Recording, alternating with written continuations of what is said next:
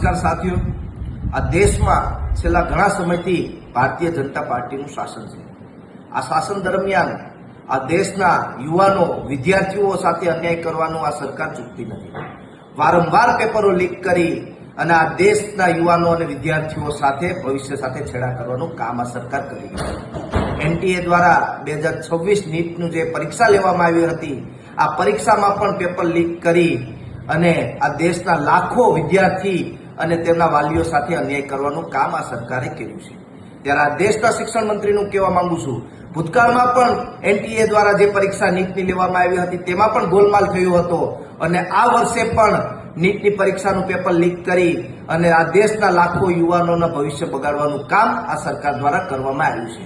હાલ એનટીએ દ્વારા પરીક્ષા રદ કરી દેવામાં આવી છે, પણ ક્યાં સુધી તમારી ભૂલોના કારણે આ દેશના વિદ્યાર્થીઓ હેરાન થતા રહેશે, આ દેશના વાલીઓ હેરાન થતા રહેશે। આ વાલીઓ પોતાના પેટે બાટા બાંધી અને પોતાના વિદ્યાર્થીઓ, પોતાના દીકરાઓનું ભવિષ્ય જોતા હોય છે કે મારો દીકરો નીટની પરીક્ષા ક્વોલિફાય કરી અને ડોક્ટર બનશે, પણ ક્યાંક ને ક્યાંક આ સપનાઓને તોડવાનું કામ આ એનટીએ અને આ ભ્રષ્ટાચારી સરકાર દ્વારા કરવામાં આવ્યું છે। ગુજરાતની વાત કરીશ, ગુજરાતમાં પણ છેલ્લા 7 વર્ષમાં 22 થી વધારે વખત સરકારી ભરતીઓના પેપરો લીક થયા છે। મિત્રો, આ પેપરો લીક થતા નથી, આ પેપરો લીક કરવામાં આવે છે।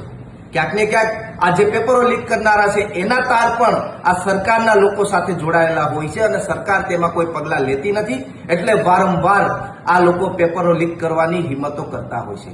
ત્યારે આપણે સૌએ જાગવું પડશે અને આ દેશના શિક્ષણ મંત્રીને હું કહેવા માંગુ છું કે જો તમારામાં આ પેપરો લેવાની ક્ષમતા ન હોય તો તમારે ખરેખર નૈતિકતાના ધોરણે રાજીનામું આપી દેવું જોઈએ, અન્યથા આવનારા દિવસોમાં જે વિદ્યાર્થીઓ સાથે અન્યાય કરવાનું કામ કર્યું છે તેમાં એનએસયુઆઈ આવનારા દિવસોમાં સમગ્ર ગુજરાત અને સમગ્ર દેશમાં રોડ ઉપર ઉતરી અને આંદોલનો કરશે।